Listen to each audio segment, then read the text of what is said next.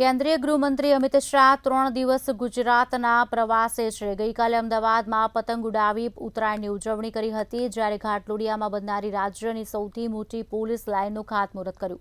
ત્યારબાદ જગન્નાથ મંદિરે દર્શન કરી આરતી બાદ ગૌમાતાની પૂજા કરી। આજે જ્યારે અમિત શાહ ગાંધીનગર જિલ્લાના વિવિધ સ્થળે વિકાસ કાર્યોનું ખાતમુહૂર્ત લોકાર્પણ કર્યું।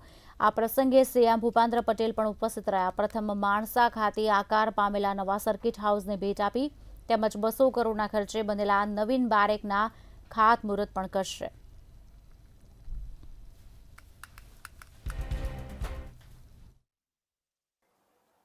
કામોના લોકાર્પણ ખાતમુહૂર્ત લગભગ માણસા તાલુકામાં 241 કરોડ રૂપિયાના લોકાર્પણ ખાતમુહૂર્ત થયા। ભૂપેન્દ્રભાઈ અને કુંવરજીભાઈ એની વિગતે બધી વાત કરી, શું ફાયદા થશે। પણ ભૂપેન્દ્રભાઈ તમને ખબર નહીં હોય, અમે માણસાથી સાયકલ પર અંબોડ આવતા હતા, ભાડાની સાયકલ લઈને આવતા હતા અને પાછા જતા પહેલા પંચર ના પડ્યું એવું કોઈ દાડો બન્યું નતું। અને આજે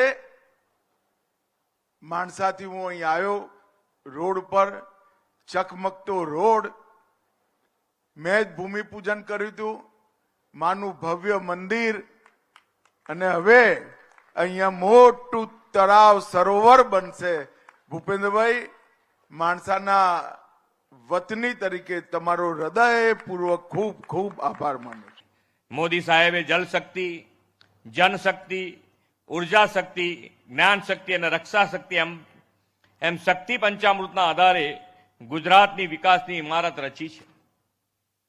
તેમણે જળ શક્તિ અને જનશક્તિને જોડીને ગુજરાતને પાણીદાર રાજ્ય બનાવ્યું છે। છેલ્લા 23 વર્ષમાં રાજ્યમાં હજારો ચેકડેમ, બોરીબંધો, ખેત તલાવડી, ગામ તળાવ, સીમ તળાવ, જલ મંદિર જેવા જળ સંચયના કામોને લીધે કરોડો ઘન મીટર પાણીનો સંગ્રહ થયો છે।